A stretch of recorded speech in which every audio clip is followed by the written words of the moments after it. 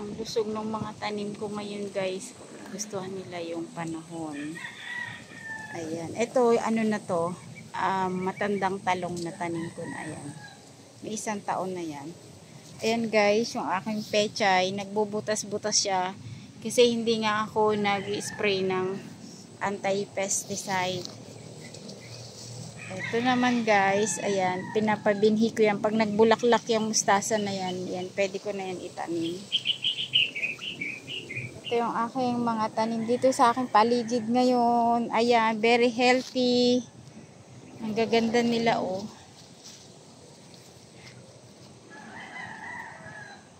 Daming bunga nitong kamatis oh. Ang ganda. Kailangan yan tungkudan kasi babaksak.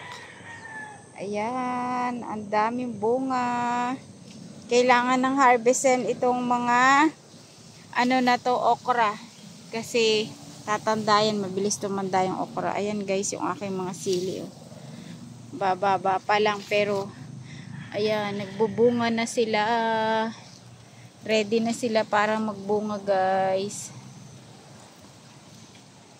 Ayan, ang ganda ng aking mga tanim ngayon. Malulusog sila. Ito, meron pa ako ditong sili na ililipat ko yan guys. Ito, siling panigang yan. Nagpunla ako, ililipat ko. Ayan, may bunga na yung talong. Ayan. Tuwing hapon lang ako nagdidilig guys. Tuwing hapon lang. Ayan. Ito, tingnan nyo naman, ang liit-liit niya pero may bunga na siya. Ayan yung kanyang bunga oh. Diba guys, maliit pa lang, may bunga na.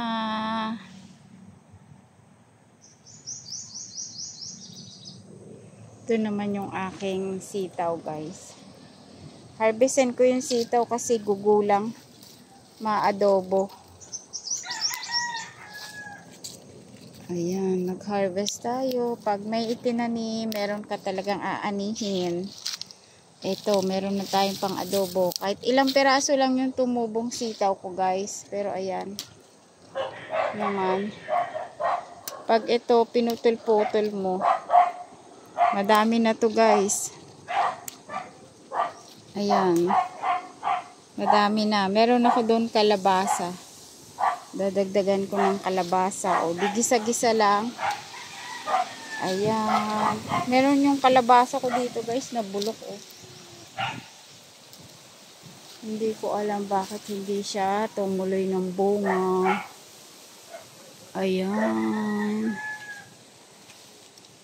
Ito yung aming mga alagang manok. Hindi pa napapatuka. Ito mga matatandang ano to guys. Talong.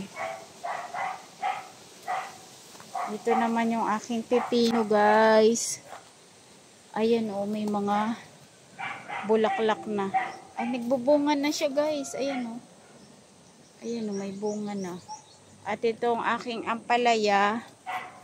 Ayan, nag-uumpisa na rin magbunga yung ampalaya. Ito yung ampalaya guys na hindi siya humahaba masyado.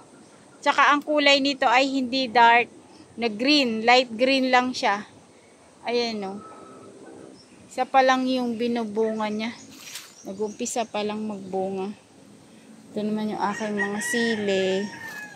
Ayan, ang gaganda na guys. Ito yung aking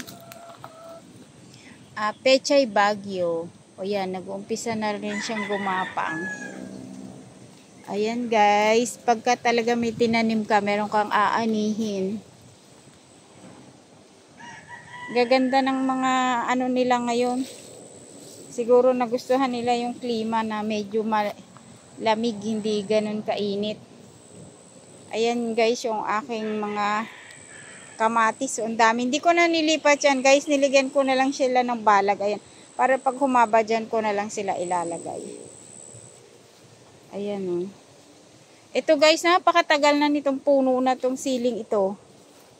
2 taon na yan guys. Hanggang ngayon. Sili pa rin siya. Ayan o.